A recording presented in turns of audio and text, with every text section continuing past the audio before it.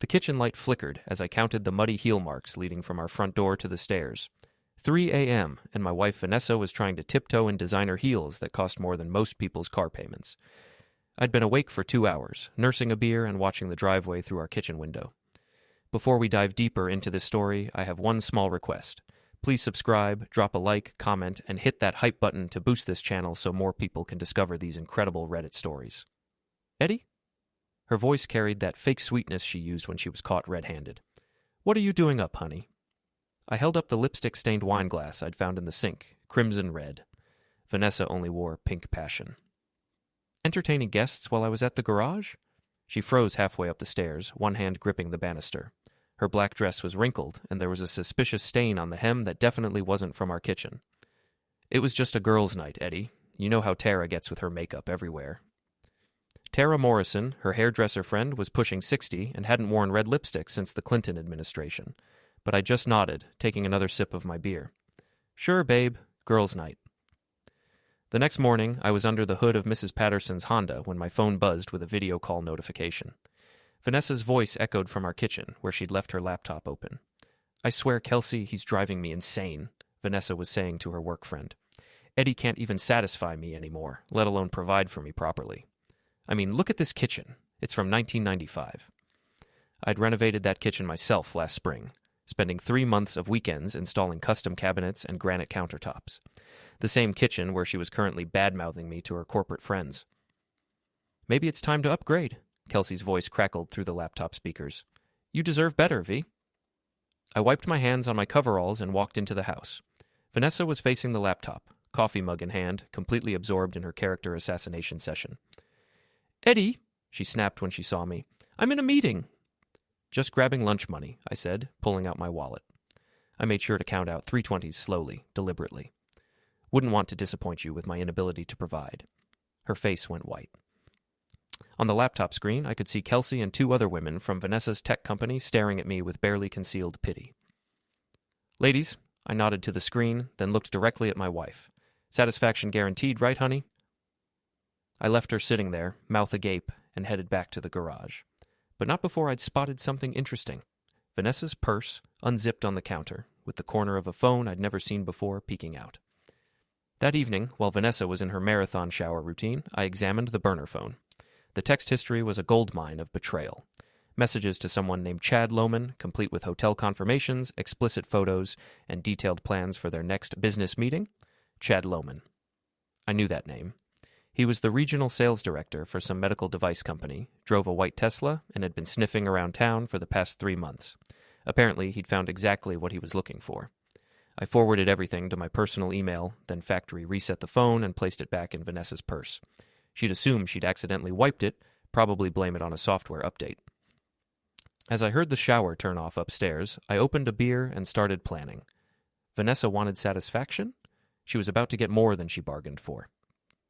Jimmy Kowalski had been my mechanic for 8 years, and in all that time, he'd never asked unnecessary questions. When I told him we were going to follow my wife to her client dinner the next evening, he just grabbed his jacket and climbed into my pickup truck. Boss, he said as we watched Vanessa's red Camaro pull into the parking lot of the Riverside Inn. You sure about this?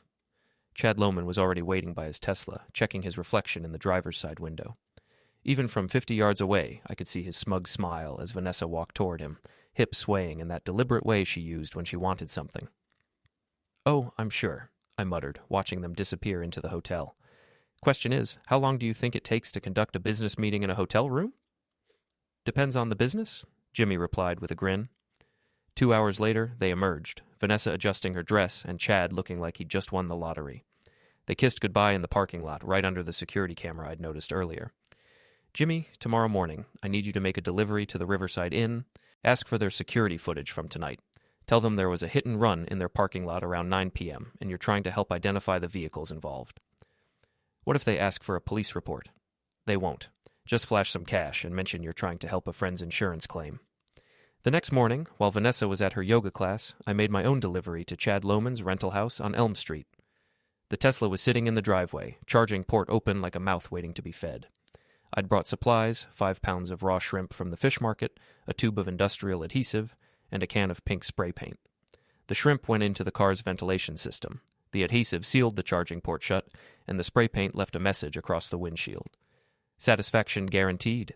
Eddie's Auto Repair. By noon, the whole town was talking about the mysterious prank.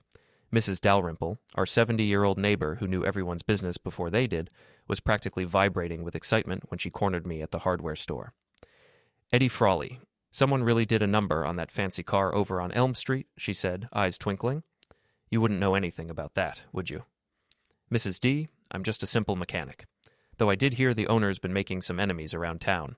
Something about him getting too friendly with married women. Her eyebrows shot up. Married women? Well, I never.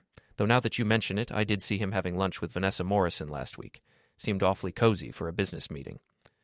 Vanessa Frawley, I corrected gently. She's my wife, remember? Mrs. Dalrymple's mouth formed a perfect O of understanding.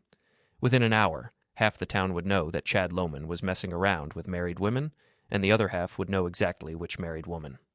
That afternoon, Chad stormed into my garage, his expensive suit wrinkled and his face red with anger. The smell of rotting shrimp clung to him like cologne. You son of a bitch, he shouted, pointing a manicured finger at me. You destroyed my car. I looked up from the engine I was working on, wrench in hand. I'm sorry. Do we know each other? Don't play dumb with me, Frawley. I know it was you. Mister, I have no idea what you're talking about, but if someone vandalized your vehicle, maybe you should call the police. Though I have to say, you might want to think about why someone would target you specifically. Jimmy emerged from under a car, grease-stained and grinning. Everything okay, boss? This gentleman seems to think someone played a prank on his car, I said. I was just suggesting he might want to examine his recent behavior and see if he's made any enemies. Chad's face went from red to purple. You think you're clever? You have no idea who you're messing with. Actually, I think I have a pretty good idea, I replied, setting down my wrench. You're Chad Loman, Regional Sales Director for MedTech Solutions. You drive a white Tesla Model S, license plate CHD 2021. You've been in town for 3 months, staying at the rental on Elm Street. You like married women, expensive restaurants, and apparently you don't like the smell of seafood. His mouth fell open. Behind him, 2 customers who'd been waiting for their cars were listening with obvious interest. How did you? Small town, Chad. Everyone knows everyone's business.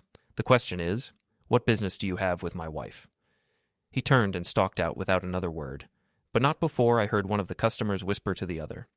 That's the guy who's been messing around with Eddie's wife? What a piece of work. Vanessa came home that night with her game face on, but I could see the cracks in her composure. She'd heard about Chad's car, probably from Chad himself, and she was trying to figure out how much I knew. Someone vandalized a car downtown today, she said casually, opening a bottle of wine. Some out-of-town businessman. Terrible thing. Yeah, I heard about that, I replied, not looking up from my newspaper. Apparently the guy's been making enemies. Something about inappropriate behavior with local women. Her hand paused on the wine bottle. What kind of inappropriate behavior? Oh, you know how people talk. Married women, hotel rooms, that sort of thing. Mrs. Dalrymple was telling everyone at the hardware store. Vanessa's face went pale. Mrs. Dalrymple was better than the local newspaper when it came to spreading information. I'm sure it's just gossip, she said weakly. Probably. Though I did hear the guy confronted me at the garage today, accusing me of vandalizing his car. Strange thing was, he seemed to know an awful lot about my personal life for a complete stranger. I folded the newspaper and looked directly at her. Now, almost like someone's been talking about me behind my back. The next morning, I implemented phase 2 of my plan. While Vanessa was at work, I visited our bank and discovered something interesting. She'd been using our joint credit card to pay for hotel rooms, expensive dinners, and gifts I'd never received. All perfectly legal, since it was a joint account, but definitely grounds for freezing the cards until we could discuss our financial situation. I also changed the locks on our house, not to keep her out permanently, but to make a point. When she came home that evening, she found a note taped to the front door. Keys are at the garage. We need to talk. Eddie. She arrived at the garage 20 minutes later, furious and humiliated. You changed the locks? Are you insane? Just being cautious, I said, continuing to work on the car in front of me. Seems like there's been some unusual activity on our credit cards. Hotel charges, restaurant bills for 2 people when I was working. Thought maybe someone had stolen your card. Those were business expenses. Funny thing about that, I said, wiping my hands on a rag.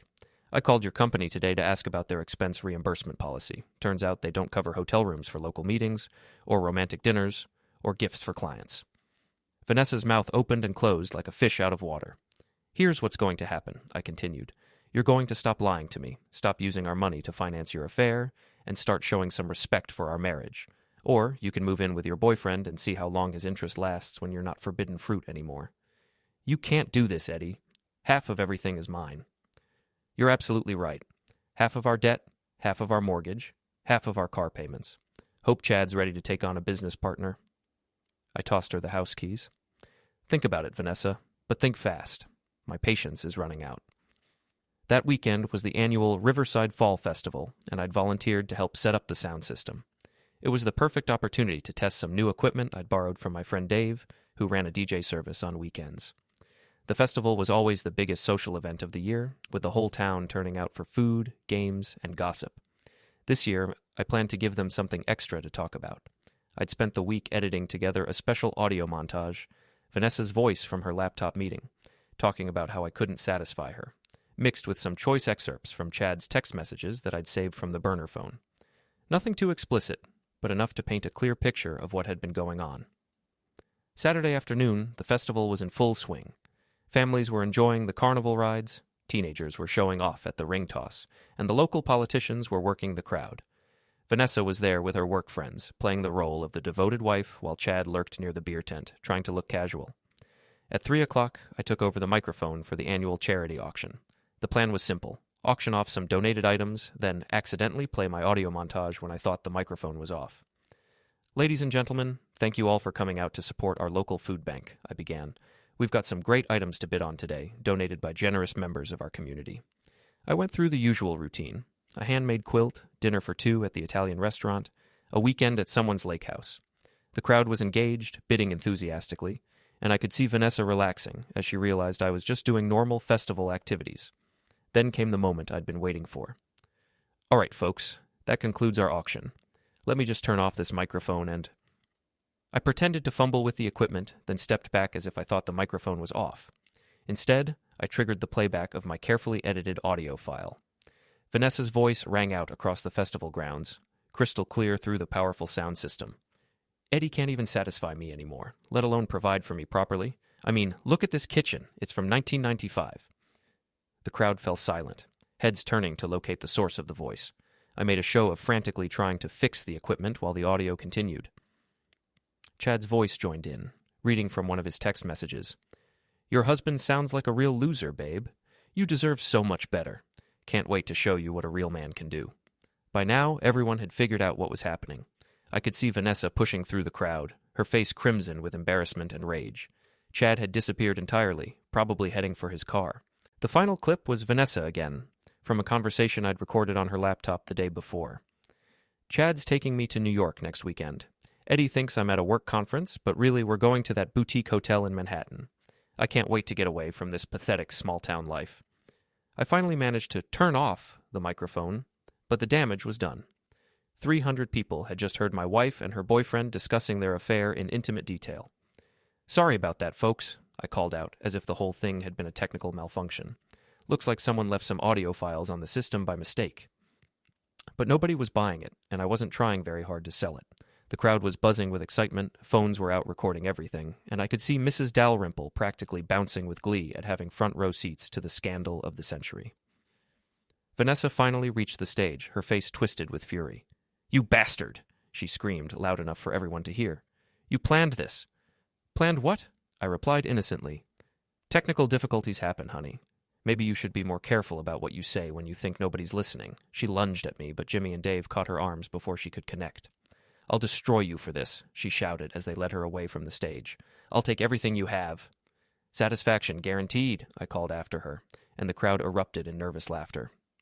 The aftermath of the festival incident was everything I'd hoped for and more. By Sunday morning, the audio clips were circulating on social media, and by Monday, the whole county had heard about Vanessa Frawley's public humiliation. But Vanessa wasn't going down without a fight. She'd spent the weekend at her sister's house, plotting her counterattack, and on Tuesday morning, she showed up at my garage with reinforcements. Tara Morrison, her hairdresser friend, was there for moral support. Kelsey from the tech company had driven down from Portland, looking like she'd rather be anywhere else. And surprisingly, Jenny Walsh, Vanessa's old college roommate who'd moved back to town last year, was standing with them.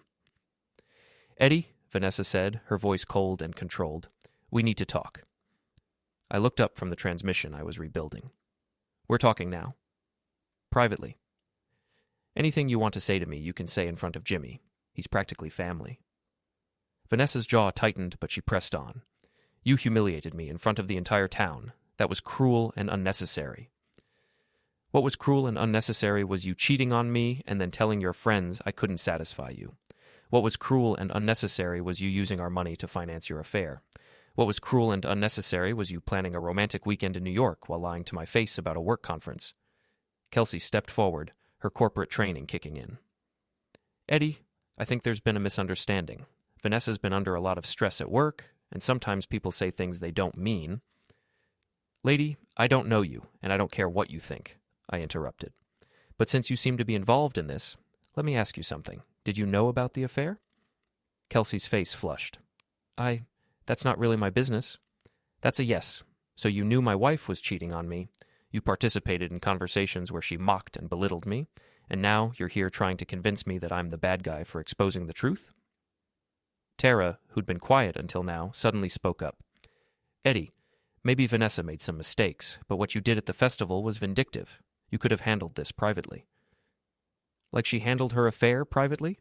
Tara, how long have you known?" The older woman looked uncomfortable. "I suspected something, but you didn't think I deserved to know. None of you did. You all knew what was going on, and you let me look like a fool while my wife was running around town with her boyfriend." Jenny, who'd been silent through the whole exchange, finally found her voice. "You know what, Eddie? You're right. This is bullshit." Everyone turned to stare at her. "I'm sorry, Vanessa, but he's absolutely right. You've been lying to him for months, spending his money on another man and making him look like an idiot, and we all just stood by and let it happen because we didn't want to get involved." "Jenny," Vanessa snapped, "you're supposed to be my friend. I am your friend. That's why I'm telling you the truth. You screwed up, Vanessa. You screwed up big time, and instead of taking responsibility, you're trying to make Eddie the villain." Kelsey looked at her watch. "I really need to get back to Portland. Vanessa, call me later, okay?" She practically ran out of the garage, leaving Vanessa with just Tara and Jenny for support. But Jenny was clearly having second thoughts about the whole situation. "Look, V, I love you like a sister, but I can't support this.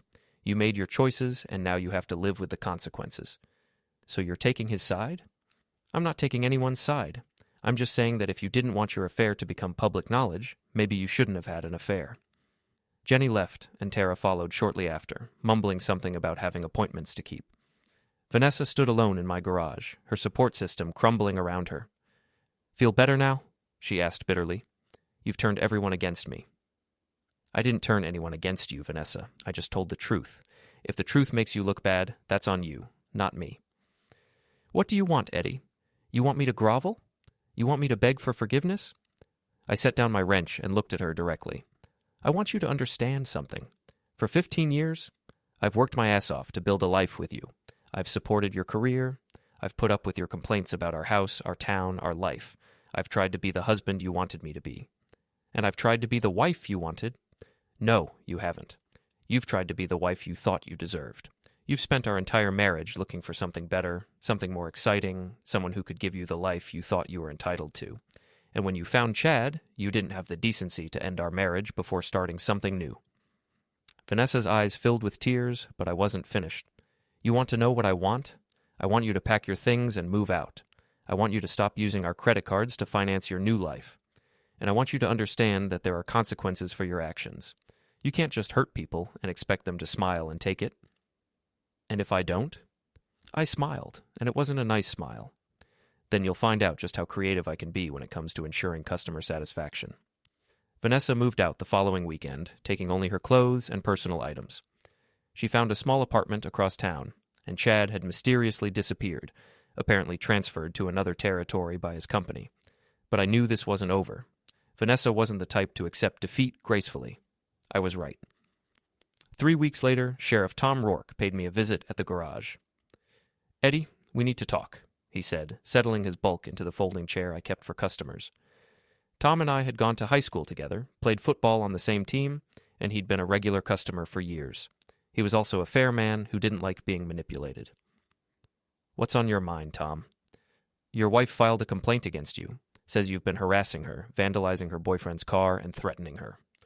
I wiped my hands on a rag and gave him my full attention. What kind of threats? She says you told her you'd make her life hell if she didn't do what you wanted. Says you've been stalking her, following her around town, making her feel unsafe. Tom, you've known me for 20 years. Do I seem like the stalking type? No, you don't, but I have to investigate any complaint that gets filed. You understand that, right? Of course. What do you need from me? Your side of the story, and any evidence you might have that contradicts her version of events. I reached into my desk drawer and pulled out a thick folder. Tom, 3 months ago I discovered that my wife was having an affair. I have documentation of her using our joint credit cards to pay for hotel rooms and dinners with her boyfriend. I have text messages from a burner phone she was using to coordinate their meetings, and I have audio recordings of her telling her friends that I was inadequate as a husband and provider. Tom's eyebrows rose as I handed him the folder. You've been busy. I've been thorough. Everything in there is legally obtained. The credit card records are from our joint account, which I have every right to access. The text messages were from a phone I found in my own house. The audio recordings were made on devices in my own home from conversations where she knew she was being recorded. He flipped through the documents, his expression growing more serious with each page. This is pretty damning stuff, Eddie. It gets better. Yesterday, I received a call from a lawyer in Portland. Apparently, Vanessa and her boyfriend were planning to file a lawsuit against me for emotional distress and harassment. The goal was to force me to sell the house and the garage to pay a settlement, then split the proceeds with her. How do you know that? I reached for my phone and played an audio file. Vanessa's voice filled the garage, clear as day. The lawyer says if we can prove Eddie's been harassing us, we can probably get at least $200,000 in damages. That's enough to buy a nice condo in Portland and start fresh. Chad's voice responded. And he'll have to sell the garage to pay it. Serves him right for humiliating us. Tom's face darkened. When did you record this? 2 days ago. They met at the Riverside Inn to discuss their legal strategy. Apparently they thought the conference room was private. Eddie, you can't just record people without their consent. Actually, I can. Maine is a one-party consent state for audio recordings. As long as one person in the conversation consents to the recording, it's legal. And since they were discussing plans to defraud me, I'd say I had reasonable cause to protect myself. Tom closed the folder and leaned back in his chair. You know what this looks like, don't you?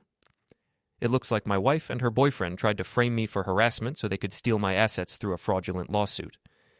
That's exactly what it looks like, and that's a felony. I'm aware of that. The question is, what are you going to do about it? Tom stood up, tucking the folder under his arm. I'm going to have a very interesting conversation with your wife, and then I'm probably going to have an even more interesting conversation with the district attorney. After Tom left, I sat in my garage and thought about everything that had happened over the past few months. Vanessa had betrayed me, humiliated me, and tried to destroy me financially. Her friends had been complicit in her deception, and her boyfriend had been more than happy to help her spend my money. But now the tables had turned. Vanessa's affair was public knowledge, her boyfriend had fled town, her friends had abandoned her, and she was facing potential criminal charges for conspiracy to commit fraud.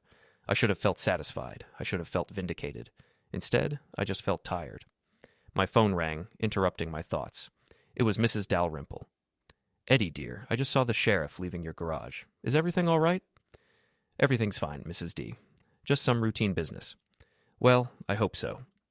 You know, I've been thinking about what happened with Vanessa, and I want you to know that the whole neighborhood is behind you. What she did was shameful, and you handled it with more dignity than she deserved. I appreciate that. There's something else, dear. I saw Vanessa yesterday at the grocery store. She looked terrible, thin, pale, like she hadn't been sleeping. I almost felt sorry for her. Almost? Well, she made her bed, didn't she? Actions have consequences, as my mother used to say. After I hung up, I realized that Mrs. Dalrymple was right. Vanessa had made her choices, and now she was living with the results. The affair, the public humiliation, the loss of her friends, the potential criminal charges, it was all a direct consequence of her decisions. I hadn't destroyed her life. She'd done that herself. I just made sure the truth came to light. 2 weeks later, Tom Rourke called with an update. Eddie, thought you'd want to know. The DA's office is filing charges against your wife and her boyfriend. Conspiracy to commit fraud, filing false police reports, and attempted extortion. What's that mean in practical terms? Means they're looking at serious jail time if convicted. Vanessa's lawyer is already talking about a plea deal. And the harassment complaint against me? Dropped. In fact, based on the evidence you provided, it looks like you were the victim, not the perpetrator. I thanked Tom and hung up, then walked outside to where Jimmy was working on a customer's truck. "Good news?" he asked, looking up from the engine. "The best. Vanessa and Chad are being charged with fraud. The harassment complaint against me has been dropped." Jimmy grinned. Couldn't happen to a nicer couple. That evening, I was closing up the garage when a familiar car pulled into the parking lot. Vanessa got out, moving slowly like an old woman. Mrs. Dalrymple had been right. She looked terrible. Her clothes hung loose on her frame, her hair was unkempt, and there were dark circles under her eyes. "Hello, Eddie." "Vanessa, heard you've been having some legal troubles." She flinched. "I came to apologize." "Little late for that, don't you think?" "I know I hurt you. I know I made terrible choices. But did you have to destroy my entire life?" My wife said, "If you're jealous, that's on you." After posting flirty photos with her ex, Chad, I replied, "I'm not insecure." Then I showed her screenshots of Chad, bragging about their secret meetups. Her face crumbled, tears streaming. "Eddie, I didn't mean for it to go this far," Vanessa sobbed. "You chose to lie, cheat, and steal," I said. "You used our money for your affair, tried framing me for harassment to take my assets. You humiliated me." "I was unhappy, trapped," she pleaded. "Chad made me feel alive." "You could have talked to me, asked for a divorce," I shot back. "Instead, you burned our marriage down." She wiped her eyes. "I've lost everything. Job, friends, reputation. I'm facing jail. Isn't that enough?" "This isn't revenge," I said. "It's consequences. You can't hurt people and expect no price." "What now?" she asked. "You face the law, rebuild from nothing," I replied. "There's no us anymore. You destroyed that."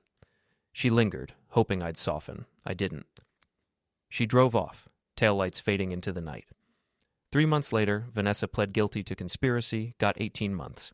Chad, nabbed in Florida, got 2 years. The town moved on, their scandal old news. I expanded my garage, added a bay, hired a mechanic. Business boomed, my reputation for thoroughness drew new customers. Mrs. Dalrymple brought casseroles, claiming I looked thin. Tom Rourke dropped by for coffee. I started dating Sarah, a librarian who liked my humor and didn't care. I was a mechanic. She knew about Vanessa, but never judged. "You did what was right," Sarah said on my porch, watching the sunset. "You exposed her lies, protected yourself. That's justice." Maybe she was right. I'd exposed Vanessa's schemes, bank records, forged documents, her plot to frame me. I'd played recordings of her friends' betrayals, showing how they'd turned on me. I'd hacked Chad's dealership TVs, airing their affair to customers and investigators. Their lives imploded, not because of revenge, but because of their choices. I slept soundly now, knowing I'd stood up for myself. I refused to be a victim, refused to let betrayal define me. Vanessa sought satisfaction in lies and affairs. I found it in integrity. By spring, my garage thrived. Sarah and I grew closer, sharing quiet evenings. I felt whole, not because I'd won, but because I'd reclaimed my life. Vanessa and Chad were history, their names fading like old ink. My future was mine, built on honesty and strength. Satisfaction guaranteed. The end, don't forget to hit like, subscribe, and turn on the bell so you don't miss the next story. Write in the comments from which city you are watching,